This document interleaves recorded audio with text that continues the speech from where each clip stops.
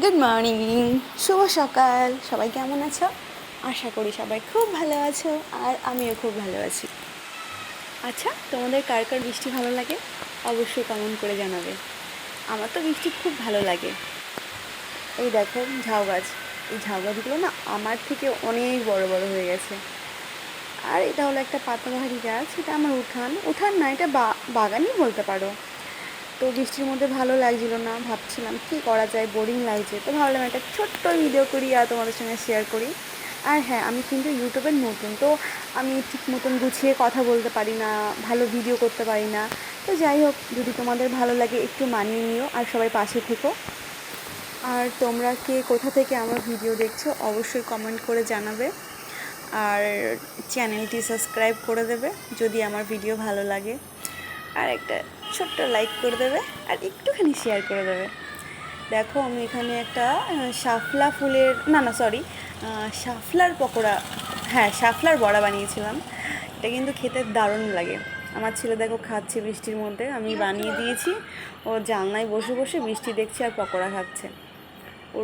ও কিন্তু মানে তোমার ভাত খায় তোমার শুধুমাত্র মাংস দিয়ে, আর কিছু খায় না। তোমার মাছ খায় না, ডিম খায় না, পনির খায় না।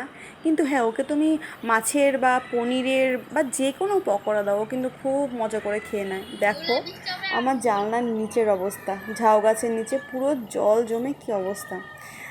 আমার ভালো লাগে, কিন্তু দূর থেকেই ভালো লাগে। আমি কখনো জলে পা দিই না, কারণ একটা বিশেষ জিনিস আছে যার ভয়টা আমার খুব বেশি, তো সেই কারণে আমি পা দিই না। দেখো কি সুন্দর বৃষ্টি হচ্ছে, আমার তো খুব মজা লাগছে। উফ, এটা আমার উঠান না বাগান আমি নিজেও জানি না। যাই হোক, তোমরা তোমরা বলো এটা আমার কি হতে পারে, উঠান নাকি বাগান? আমার তো বাগানই মনে হচ্ছে। একটুখানি উঠান আছে সামনে লম্বা করে। আসলে আমাদের বাড়িতে প্রচুর পরিমাণে ফুল গাছ, আর আমি এখন এই ভয়েসটা যখন দিচ্ছিলাম আমি ফুল গাছগুলোই দেখছি। যাই হোক, এই দেখো এখানে আমি কী যেন বলছিলাম, তোমার শাপলা ফুলে না না শাপলার শাপলার পকোড়া করছি। তো এটাতে বেশি কিছু দিইনি, শুধুমাত্র সামান্য একটু রসুন আর তোমার কাঁচা লঙ্কা দিয়ে চালের গুঁড়ি দিয়ে মাখিয়ে করছিলাম। আর এদিকে আমার ছেলের চান করার গরম জল হচ্ছে।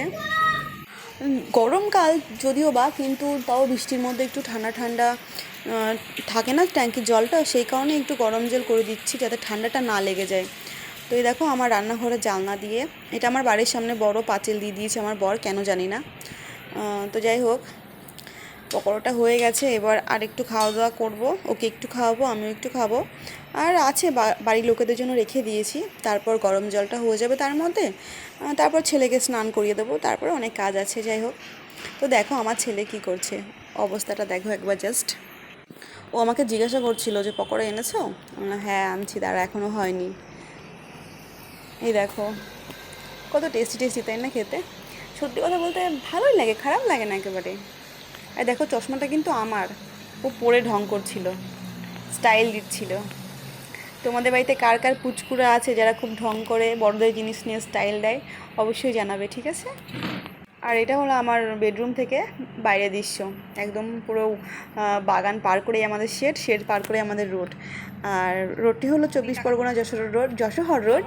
আর আমাদের বাড়ি হলো তোমার চাঁদপাড়া, দেবীপুর বলে, চাঁদপাড়া বলে সবাই চেনে ওই আর কি।